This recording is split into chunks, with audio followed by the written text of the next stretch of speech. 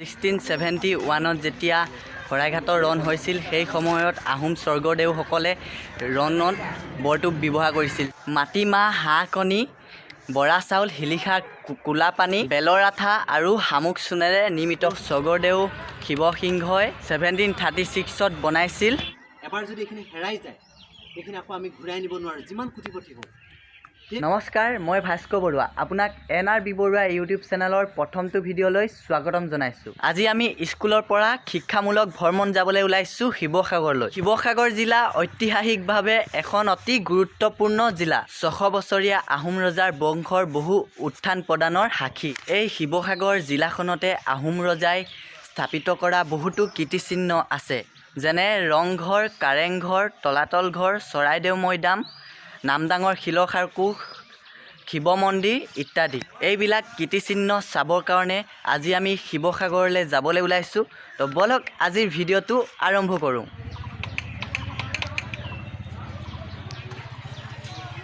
কিছু সময় অপেক্ষাৰ পিছত আমাৰ বাছ আহি পালেহি। বলক আমি শিৱসাগৰলৈ যাত্ৰা আৰম্ভ কৰোঁ।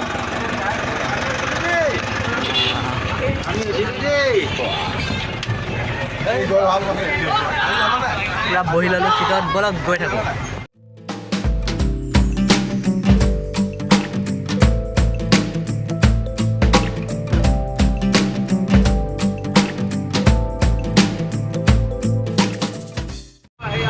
বৰ্তমান আমি মৰাণ টাউন পাইছোঁহি। এইফালে কেঁচা চানা খাই আহি আছোঁ। তো আপোনালোকক যিমানখিনি পাৰোঁ ধুনীয়াকৈ দেখাবলৈ চেষ্টা কৰিম। এতিয়া আমি তলাতল ঘৰলৈ যাম প্ৰথমতে। তো বলক একদম তাতে লগ পাই আছোঁ।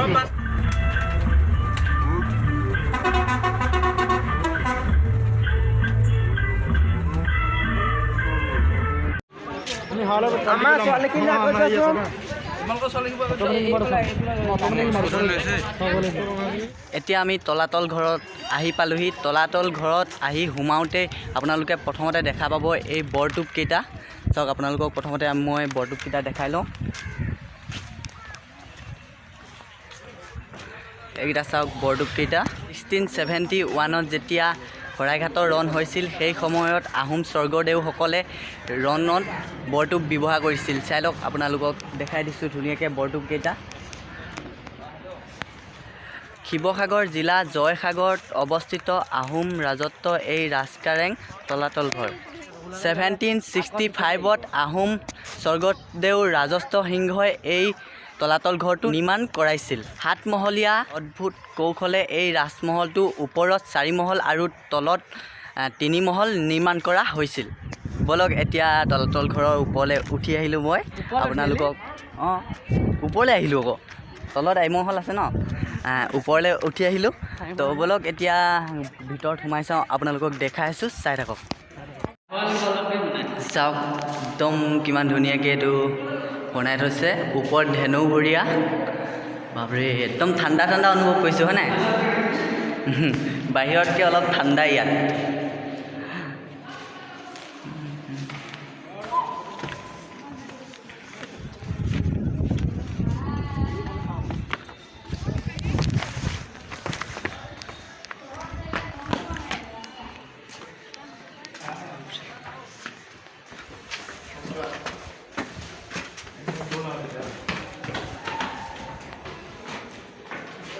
বাপৰে চাওক, ভিতৰত চাওক পূৰা ইক' হৈছে। এইবিলাক চাওক, ইয়াত ফটো সজাই থৈছিলে নেকি ইয়াত। তাৰপিছত এইফালে ইমান ধুনীয়াকৈ বনোৱা আছে। মই ইমান ভালকৈ নাজানো, যদি ভুল হয় ক্ষমা কৰি দিব। আৰু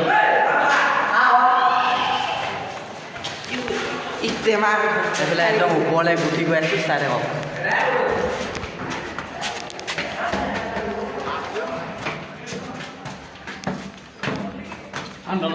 নাহো বুলি ভাবি আছিলোঁ।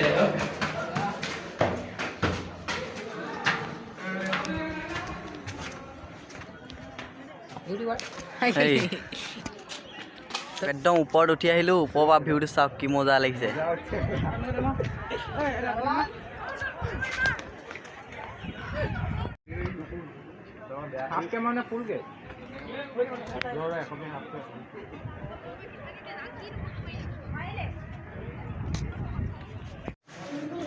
তলাতল ঘৰটো মাটিৰ তলৰ তৃতীয় মহলৰ পৰা দিখৌ নৈলৈকে এটা সুৰংগৰ আছে বুলি জানিব পৰা যায়।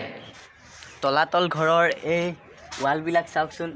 মই জনামতে এই ৱালবিলাক মাটিমাহ, হাঁহ কণী, বৰা চাউল, শিলিখা, কোলা পানী, বেলৰ আঠা আৰু শামুক চূণেৰে নিৰ্মিত। চাওকচোন এই ৱালবোৰ। তেতিয়া যুগতে 600 বছৰ আহোম ৰাজত্ব কালতেই নিৰ্মাণ কৰা হৈছিল। চাওক ৱালবিলাক চাওক। তো এতিয়া মই পূৰা ওপৰ ভাগত আছোঁ তলাতল ঘৰৰ। ব'লক এতিয়া তললৈ নামি যাওঁ। এতিয়া তললৈ নামি গৈ আছোঁ। এই ফুটাবোৰ চাওক। এই ফুটাবোৰ ফালৰ পৰা কোনোবাই আক্ৰমণ কৰিব আহিছে নি চাই আছিলে আগতে।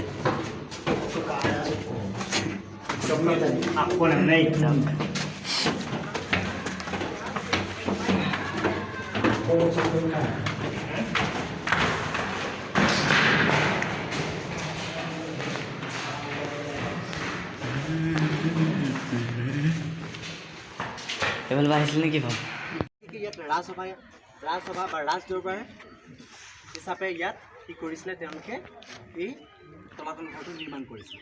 আৰু এই যিটো আমাৰ তলাতল ঘৰ বৰ্তমান সময়ত আমাৰ অসম চৰকাৰ যিটো আমাৰ ৰাজ্যিক প্ৰত্নতাত্ত্বিক যিটো আমাৰ বিভাগ আছে বা আৰ্কিঅলজিকেল ডিপাৰ্টমেণ্ট আছে তাৰ অধীনত আমাৰ এইখিনি কি কৰিছে সংৰক্ষণৰ ব্যৱস্থা কৰিছে। আৰু ইয়াত তোমালোকে আমি যেতিয়া আহিছোঁ ইয়াত সকলো আমি নিৰীক্ষণ কৰিছোঁ, দেখিবলৈ পাইছোঁ যে ইয়াত আমাৰ যিসকল চিকিউৰিটি আছে তেওঁলোকে কৈছে আমাক ইয়াত আইৰমি নকৰিবলৈ কৈছে বা যিবিলাক ৱাল আছে এইবিলাকত আমাৰ নিলিখিবলৈ কৈছে। ইয়াৰ মূল উদ্দেশ্যটোৱে হৈছে কি যে আমাৰ যিবিলাক পুৰণি কীৰ্তিচিহ্ন, এই পুৰণি কীৰ্তিচিহ্নবিলাক যদি আমি ধ্বংস কৰোঁ, এইবিলাক কিন্তু আমি কোটি কোটি টকা দি কিনি বা এইখিনি আকৌ আমি তাক পুনৰুজ্জীৱিত কৰিব নোৱাৰোঁ। এবাৰ যদি এইখিনি হেৰাই যায় এইখিনি আকৌ আমি ঘূৰাই নিব নোৱাৰোঁ যিমান কোটিপতি হওক। সেইকাৰণে কি কৰিছে আমি প্ৰথম অৱস্থাত গেটৰ আমি যিটো প্ৰৱেশ স্থান, প্ৰৱেশ দ্বাৰেদি সোমাই আমাৰ ৰাইট ছাইডত লিখা আছে যে আমাৰ কীৰ্তিচিহ্নবিলাক সংৰক্ষণৰ কাৰণে আমাৰ চৰকাৰী বিভাগে কি ধৰণৰ পদক্ষেপ হাতত লৈছে। তাৰ কাৰণে যিহেতু আমি ছাত্ৰ ছাত্ৰী, আমি ষ্টুডেণ্ট, আমি এইটো সময়ত আমি জানিব লাগিব যে আমাৰ পৰা এটা বাৰ্তা যাব লাগিব সমাজলৈ যে এই পুৰণি কীৰ্তিচিহ্নসমূহ যে আমি যেনেদৰে আছে তেনেদৰে ভালদৰে আমি সংৰক্ষণ কৰিব পাৰিব লাগিব। আৰু এইখিনি আমাৰ যিখিনি ঐতিহ্য, আমাৰ যিখিনি বুৰঞ্জী আছে এইখিনিক লৈ আমি গৌৰৱ অনুভৱ কৰোঁ আৰু এইখিনি লৈ আমি আগলৈ আগবাঢ়ি যাব লাগিব। আমাৰ অকল শিৱসাগৰ জিলা বুলিয়ে নহয়, আমাৰ অসমৰ বিভিন্ন স্থানত থকা যিবিলাক কীৰ্তিচিহ্ন আছে সকলোবিলাক সংৰক্ষণৰ দায়িত্ব বা ৰেছপনচিবিলিটিখিনি আমাৰ।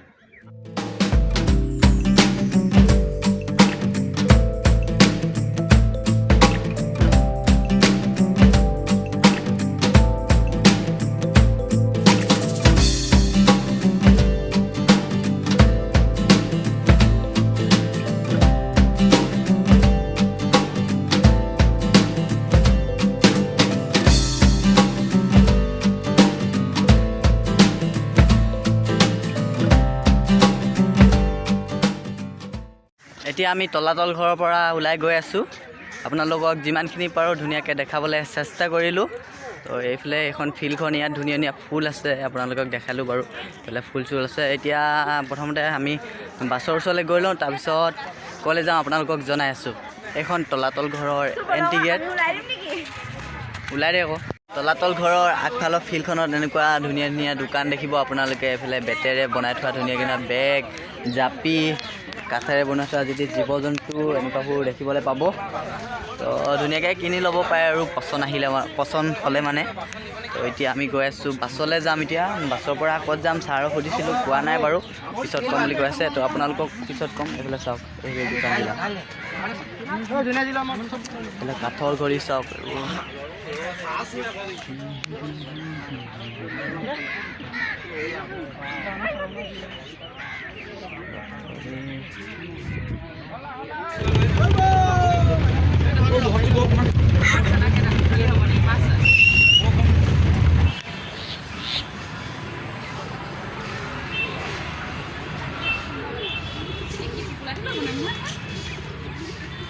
এতিয়া আমি শিৱদৌল চাবলৈ আহিছোঁ। মোৰ পিছফালে চাওক, এইটো শিৱদৌল। শিৱদৌলটো স্বৰ্গদেউ শিৱসিংহই 1736ত বনাইছিল। শিৱদৌলটো সোঁফালে আছে দেৱীদৌল আৰু বাওঁফালে আছে বিষ্ণুদৌল। আৰু এই শিৱদৌলটোৰ উচ্চতা হ'ল প্ৰায় 104 ফুট। আৰু এই দৌলটোৰ ওপৰত এটা সোণৰ কলচী আছে। আপোনালোকে দেখা পাইছে যে এই সোণৰ কলচীটোৰ উচ্চতা হ'ল 8 ফুট।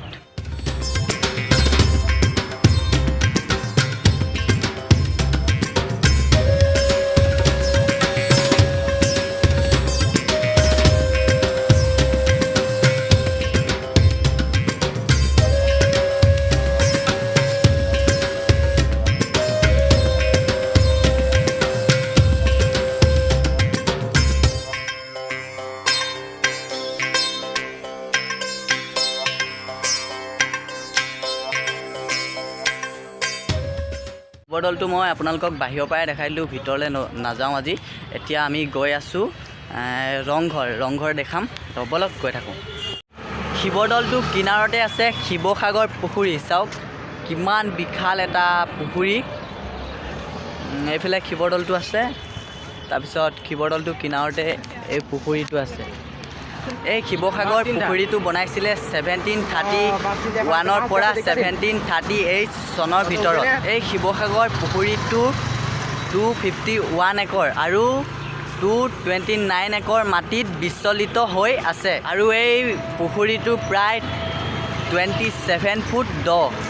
ব'লক এতিয়া আমি ৰংঘৰলৈ যাম, ৰংঘৰক দেখামগৈ আপোনালোকক। ৰংঘৰটো দেখাবলৈ চেষ্টা কৰিম, ব'লক গৈ থাকোঁ। বৰ্তমান ঘৰলৈ গৈ আছোঁ, মনটো বেয়া লাগিছে কাৰণ কেলৈ ৰংঘৰলৈ যাব নোৱাৰিলোঁ সময় অভাৱৰ কাৰণে। তো বেলেগ এদিন আহিম বাৰু ৰংঘৰলৈ। তো এতিয়া গৈ আছোঁ ঘৰলৈ। ইয়াত পূৰা মানে ডান্স হৈ আছে, গান হৈ আছে, সেইকাৰণে ভিডিঅ'টো অথনিৰ পৰা বনাব নোৱাৰিলোঁ, কপিৰাইট লাগি যায় যে। ব'লক এতিয়া ঘৰলৈ গৈ থাকোঁ। এতিয়া বাছখন ডিব্ৰুগড় বাইপাছত ৰখালে, এইফালে মিঠাই চিঠাই ল'বৰ কাৰণে, ধুনীয়াকৈ ঘৰলৈ নিবৰ কাৰণে। মই তাৰ পৰা লৈ আহিছোঁ, সেই গতিকে মই নামি যোৱা নাই। তো ব'লক এতিয়া ঘৰলৈ প্ৰথমতে স্কুল যাম, স্কুলত মোৰ চাইকেল থোৱা আছে, তাৰ পৰা ঘৰলৈ যাম। তো গৈ থাকোঁ।